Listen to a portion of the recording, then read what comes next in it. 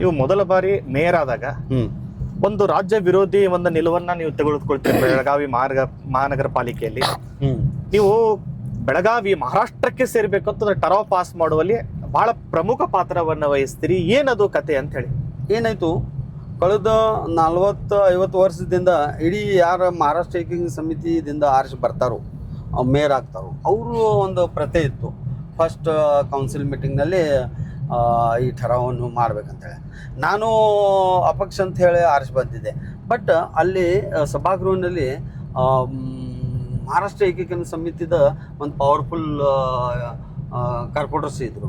ಅವು ಈ ಇಡೀ ಸಭಾಗೃಹನ ಈ ವಿಷಯ ಮ್ಯಾಗ ನೀವು ನಿರ್ಣಯ ತಗೋಬೇಕಂದ್ರೆ ಸಭಾಗೃಹದನ್ನು ನಾನು ಕೇಳಬೇಕಾಗ್ತದೆ ಅಂತೇಳಿ ಆ ದಿವಸ ನಾನು ಅದು ಠರಾವನ್ನು ಏನ್ ಟರಾವ್ ನಿಮ್ಗೆ ಇನ್ನೊಂದ್ಸತಿ ನೀವು ಅದನ್ನ ಮೆಲಕ್ ಹಾಕೋದ್ರೆ ಏನ್ ಟರಾವ್ ಪಾಸ್ ಮಾಡಿದ್ರಿ ಅವತ್ತು? ಆ ವೇಳೆಕಿನ್ ಠರಾವ್ ನಾವು ಇದು ಮಾಡಿದ್ದು ಈ ಒಂದು ಅದು ಇದರಲ್ಲಿ ಸಿಗ್ತದೆ, RTI ಇದರಲ್ಲಿ ಸಿಗ್ತದೆ.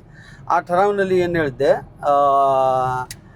ರಾಜ್ಯ ಸರ್ಕಾರ ಮತ್ತು ಕೇಂದ್ರ ಸರ್ಕಾರದ ಬಗ್ಗೆ ಒಂದು ಸುಪ್ರೀಂ ಕೋರ್ಟ್ನಲ್ಲಿ ವಿಷಯ ನಡೆದಿದೆ. ಈ ವಿಷಯನೂ ಆದಷ್ಟು ದೌಡು ಕೇಂದ್ರ ಸರ್ಕಾರ ಮತ್ತು ಸುಪ್ರೀಂ ಕೋರ್ಟ್ದವರು ಇದು ನಿರ್ಣಯವನ್ನು ತಗೋಬೇಕು ಮತ್ತು ಈ ಪ್ರಾಬ್ಲಮನ್ನು ಸಾಲ್ವ್ ಮಾಡ್ಬೇಕಂತೇಳಿ ನಾನು ಅದ್ರ ಜೊತೆ ಬೆಳಗಾವಿ ಮಹಾರಾಷ್ಟ್ರಕ್ಕೆ ಸೇರಿಸಬೇಕು ಅನ್ನೋ ಪಾಯಿಂಟ್ ಕೂಡ ಅದರಲ್ಲಿ ಅದ್ರಾಗ ಇತ್ತಾರಲ್ಲ, ಅದು ಆ ಠರಾವಣೆಗೆ ಇತ್ತಾರಲ್ಲ. ಸೊ ಅವ್ರಿಗೆ ನಾನು ಸುಪ್ರೀಂ ಕೋರ್ಟ್ ಮತ್ತು ಇವ್ರಿಗೆ ರಿಕ್ವೆಸ್ಟ್ ಮಾಡಿದೆ, ಇದು ಆದಷ್ಟು ದೌಡು ಇದು ಒಂದು ಪ್ರಾಬ್ಲಮ್ ಸಾಲ್ವ್ ಮಾಡ್ಬೇಕಂತೇಳಿ ಮಾಡಿದೆ. ಈಗ ನೀವೇ ಹೇಳಿದ್ರಿ ನಂಗೆ ಮರಾಠಿ ಸಾಕಷ್ಟು ಪ್ರಭಾವ ಇತ್ತು ಆ ಟೈಮಲ್ಲಿ ಅಂತೇಳಿ. ಅದ್ರ ಜೊತೆ ಕನ್ನಡಿಗ ಕಾರ್ಪೊರೇಟರ್ಸ್, ಉರ್ದು ಕಾರ್ಪೊರೇಟರ್ಸ್ ಕೂಡ ನಿಮಗೆ ಸಾಕಷ್ಟು ಸಪೋರ್ಟ್ ಮಾಡಿದ್ರು ಅಂತೇಳಿ. ಹೌದು. ಈ ಎಲ್ಲೋ ಒಂದ್ ಕಡೆ ನೀವು ಆ ನಿರ್ಣಯ ತೆಗೆದುಕೊಳ್ಬೇಕಾದ್ರೆ ನಿಮಗೂ ಸ್ವಲ್ಪ ಅನಿಸ್ಲಿಲ್ವಾ, ನಾನು ಕರ್ನಾಟಕಕ್ಕೆ ಒಂದು ದ್ರೋಹ ಮಾಡ್ತಾ ಇದ್ದೀನಿ ಅಂತ ಹೇಳಿ? ನಾನು ದ್ರೋಹ ಮಾಡಲಿಲ್ಲ, ನಾನು ರಿಕ್ವೆಸ್ಟ್ ಮಾಡಿದೆ ಸುಪ್ರೀಂ ಕೋರ್ಟ್ ಮತ್ತು ಕೇಂದ್ರ ಸರ್ಕಾರಕ್ಕೆ ಮತ್ತು ರಾಜ್ಯ ಸರ್ಕಾರ ಇದು ಆದಷ್ಟು ದೌಡು ಇದು ಪ್ರಾಬ್ಲಮ್ ಸಾಲ್ವ್ ಅನ್ನು ಮಾಡ್ಬೇಕಂತೇಳಿ ಠರಾವ್ ಇಲ್ಲ. ಆ ಟೈಮಲ್ಲಿ ಏನಾಗುತ್ತೆ, ನೀವು ಕರ್ನಾಟಕ ಮಹಾರಾಷ್ಟ್ರ ಇದು ಬೆಳಗಾವಿ ಮಹಾರಾಷ್ಟ್ರಕ್ಕೆ ಸೇರ್ಬೇಕಂತ ಟರಾವ್ ಪಾಸ್ ಮಾಡಿದ್ಮೇಲೆ ಆ ಸಾಕಷ್ಟು ರಾಜ್ಯಾದ್ಯಂತ ಒಂದು ದೊಡ್ಡ ಚರ್ಚೆ ಕೂಡ ಗ್ರಾಸ ಆಯ್ತು. ಅದು ತಮಗೆ ಮಸಿ ಬೆಳಿತಕ್ಕಂತ ಕೆಲಸ ಕೂಡ ಬೆಂಗಳೂರಲ್ಲಿ ಆಯ್ತು. ಏನಾಯ್ತು ಬೆಂಗಳೂರಲ್ಲಿ ಅವತ್ತು ಆಕ್ಚುಲಿ ಏನ್ ನಡೆದದ್ದು? ಏನಾಯ್ತು, ನಾನು ಬೆಳಗಾಂ 24/7 ವಾಟರ್ ಸಪ್ಲೈದ ಒಂದು ಮೀಟಿಂಗ್ ಇತ್ತು.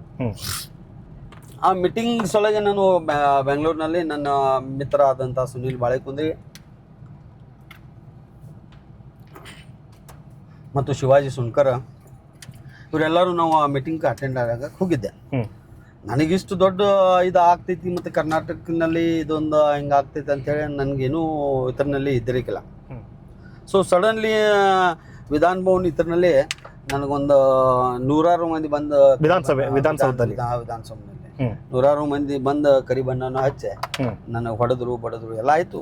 ಬಟ್ ಅವ್ರ ಪ್ರಕಾರ ಅವ್ರದ್ದು ಹೋರಾಟನು ಕರೆಕ್ಟ್ ಇದೆ ಅಂತೇಳಿ ಆಮೇಲೆ ಆ ವೇಳೆಗೆ ನನಗೂ ಒಂದು ಹಾಸ್ಪಿಟಲ್ನಲ್ಲಿ ಅಡ್ಮಿಟನ್ನು ಮಾಡಿ ನನಗೂ ಪೆಟ್ಟತ್ತಿತ್ತು, ಎದಿಗೆ ಪೆಟ್ಟತ್ತಿತ್ತು. ಆದ್ರೂ ಅಷ್ಟೆಲ್ಲ ಆದ ಬಳಿಕ ಸದ್ಯಕ್ಕೆ ಆ ವೇಳೆಗೆ ಕೆಲವು ಕನ್ನಡ ಸಂಘಟನೆ ಆಗಲಿ ಸಿದ್ದರಾಮಯ್ಯ ಸಾಹೇಬರು ಆ ವೇಳೆಗೆ ಈ ಪ್ರಕಾರ ಆಗ್ಬಾರ್ದು ಅಂತ ಹೇಳಿ ರಿಯಾಕ್ಷನ್ ಕೊಟ್ಟಿದ್ರು. ಆಯ್ತು, ಬಟ್ ಏನಾಗ್ತಿದೆ, ಒಂದು ಒಳ್ಳೆ ಸಲುವಾಗಿ ಆಗ್ತಿದೆ. ಯಾವುದು ಘಟನೆ ಆಗ್ತೈತಿ ಒಂದು ಒಳ್ಳೆ ಸಲುವಾಗಿ ಘಟನೆ ಆಗ್ತೈತೆ ಅಂತ ತಿಳ್ಕೊಂಡು ನಾನು ಯಾವಾಗೂ ಪಾಸಿಟಿವ್ ವಿಚಾರ ಮಾಡ್ತಿರ್ತೇನೆ. ಆ ಪಾಸಿಟಿವ್ ವಿಚಾರ ಮಾಡ್ಕೊಂಡು ಬೆಳಗಾಂ ನನಗೆಲ್ಲ ಬಿಡುವ ವ್ಯವಸ್ಥೆನೂ ಸರ್ಕಾರ ಮತ್ತು ಪೊಲೀಸ್ ಇಲಾಖೆನೂ ಎಲ್ಲರೂ ನನಗೆ ಒಂದು ವ್ಯವಸ್ಥೆ ಮಾಡಿ ಬೆಳಗಾಂ ಕರೆಸಿದ್ರು. ಆ ವೇಳೆಗೆ ಬಂದ ಬಳಿಕ ಬೆಳಗಾಂನಲ್ಲಿ ಕಮ್ಮಿ ಒಂದು ನಂದು ಹಾದಿ ನೋಡೋಕೆ ಎಲ್ಲ ಪಕ್ಷದ ಎಲ್ಲ ಇವರು ಒಂದು 60-70 ಸಾವಿರ ಮಂದಿ ಕೂಡಿದ್ರು. ಸೊ ಆ ವೇಳೆಗೆ ನನಗೊಂದು ಭಾಳ ದೊಡ್ಡ ಧಕ್ಕೆಯನ್ನು ಕೂತು. ಏನು ಧಕ್ಕೆ ಕೂತಂದ್ರೆ ಅದು ಘಟನೆಯನ್ನು ನೋಡಿ ನಂದು TV ಮ್ಯಾಗ ನಮ್ಮ ಫ್ರೆಂಡ್ ಸತೀಶ್ ಚವಾಣ್ ಅಂತ ಹೇಳಿ ಹಾರ್ಟ್ ಅಟ್ಯಾಕ್ ಆಗಿತ್ತು ಸರ್. ಅದೊಂದು ಭಾಳ ದೊಡ್ಡ ಘಟನೆ. ಅದೇ ಬೆಂಗಳೂರಿನಲ್ಲಿ ನಿಮ್ಮ ಮಸಿ ಬೆಳೆದು ನಿಮ್ಮ ಮೇಲೆ ಹಲ್ಲೆ ಆಗಿರತಕ್ಕ ಪ್ರಕರಣ ನೋಡಿ ಟಿವಿಯಲ್ಲಿ ನೋಡಿ ಅವು ಕಾರ್ಪೊರೇಟರ್ ಇದು ಒಂದು ಭಾಳ ಒಳ್ಳೆ ಸೋಷಿಯಲ್ ವರ್ಕರ್ ಅವು. ನಿಮಗೆ ಹೇಳುದಂದ್ರೆ ಅವು ತಿರ್ಕೊಂಡು ನನಗೆ ಭಾಳ ಕೆಟ್ಟ ಅನ್ನಿಸ್ತು. ಆಮೇಲೆ ಅವ್ನು ಫ್ಯೂನರಲ್ ಅದು ಮಾಡಿ ಇಮಿಡಿಯೇಟ್ ಒಂದು 8-10 ದಿವಸದಲ್ಲಿ ಧರ್ಮಸಿಂಗ್ ಸಿಂಗ್ ಸರ್ಕಾರ ಅವರು ಮಹಾನಗರ ಪಾಲಿಕೆ ಬರ್ಖಾಸ್ತು ಮಾಡಿದ್ರು, ಸೂಪರ್ ಸೀಡ್. ಇದು ಬೆಳಗಾವಿ ಮಹಾನಗರ ಪಾಲಿಕೆ ಇತಿಹಾಸದಲ್ಲೇ ನೀವು ತೆಗೆದುಕೊಂಡ ಒಂದು ನಿರ್ಣಯದಿಂದ ಬೆಳಗಾವಿ ಮಹಾನಗರ ಪಾಲಿಕೆನ ಆವಾಗಿನ ಕುಮಾರಸ್ವಾಮಿ ಸರ್ಕಾರ ಸೂಪರ್ ಸೀಡ್ ಮಾಡಿದ್ರು. ಇಲ್ಲಿ ಕುಮಾರಸ್ವಾಮಿ ಸರ್ಕಾರ ಅಲ್ಲ ಸರ್, ಧರ್ಮಸಿಂಗ್ ಸರ್ಕಾರ. ಧರ್ಮ್ ಸಿಂಗ್ ಸರ್ಕಾರ ನಿಮ್ದು ಸೂಪರ್ ಸೀಡ್ ಮಾಡಿ ಮಹಾನಗರ ಪಾಲಿಕೆನ. ನಿಮ್ಗೆ ಅನಿಸುತ್ತಾ ಆಮೇಲೆ ಸೂಪರ್ ಸೀಡ್ ಆದ್ಮೇಲೆ ಇದನ್ನ ನಿರ್ಣಯವನ್ನ ನಾನು ತೆಗೆದುಕೊಳ್ಬಾರ್ದಾಗಿತ್ತು ಅಂತ ಯಾವತ್ತೂ ಅನ್ಸಿದ್ದಿದೆಯಾ? ಸರ್ ಏನು ನಾ ಹೇಳಿದೆ ಆಗಲೇ, ಯಾವುದು ಘಟನೆ ಆಗ್ತೈತಿ ಒಂದು ಒಳ್ಳೆ ಘಟನೆನ ಆಗ್ತದೆ. ಅದು ಘಟನೆ ಆಗ್ತಿರ್ಕಿಲ್ಲ ಇವತ್ತು ಬೆಳಗಾವಿನಲ್ಲಿ ಸುವರ್ಣಸೌಧನೂ ಆಗ್ತಿರ್ಕಿಲ್ಲ. ಆ ಘಟನೆ ಆಗ್ತಿರ್ಕಿಲ್ರಿ ಇವತ್ತು ಬೆಳಗಾವಿ ಸ್ಮಾರ್ಟ್ ಸಿಟಿನಲ್ಲಿ ಹೋಗ್ತಿರ್ಕಿಲ್ಲ. ನಾನು ಒಂದು ವರ್ಷನಲ್ಲಿ ಮೇಯರ್ ಆಗಿ ಬೆಳಗಾವಿ ಸಿಟಿ ಸಲುವಾಗಿ ಏನು ಕೆಲಸ ಮಾಡಬೇಕಾಗಿತ್ತು ಒಂದು ವರ್ಷನಲ್ಲಿ ಮಾಡ್ತಿರ್ಕಿಲ್ಲ. ಬಟ್ ಆ ಘಟನೆ ಏನಾಯಿತು, ಇಮಿಡಿಯೇಟ್ ಆಗಿ ಕರ್ನಾಟಕ ಸರ್ಕಾರನು ಬೆಳಗಾಂನಲ್ಲಿ ಲಕ್ಷವನ್ನು ಕೊಟ್ಟು second capital city Belgaum declare ಮಾಡಿ ಸುವರ್ಣಸೌಧನು ಕಟ್ಟಿದ್ರು. ಆಮೇಲೆ ಈ ಘಟನೆ ಆದ್ಮೇಲೆ ಬೆಳಗಾವಿಯಲ್ಲಿ ಅಧಿವೇಶನ ಕೂಡ ನಡೀತು. ಅಧಿವೇಶನ ಆಯ್ತು. ಎಲ್ಲ ಒಂದು ಒಳ್ಳೆ ಸಲುವಾಗಿ ಆಯ್ತು. ಬೆಳಗಾಂ ಜನರಿಗೆ ಒಂದು ಒಳ್ಳೆನ ಆಯ್ತಲ್ಲ. ಇವತ್ತಿಗೆ ಬೆಳಗಾವಿ ಇಡೀ ದೇಶದಲ್ಲಿ ಎಲ್ಲ ಕಡೆ ನೋಟೆಡ್ ಇದೆ. ಅಂದ್ರೆ ಸೆಕೆಂಡ್ ಕ್ಯಾಪಿಟಲ್ ಸಿಟಿ ಬೆಳಗಾಂ ಅಂತ ಹೇಳಿ ಡಿಕ್ಲೇರ್ ಆಗಿದೆ. ಅದಕ್ಕೆ ಕಾರಣ ಅಂದ್ರೆ ನಮ್ಮ ಕೌನ್ಸಿಲ್.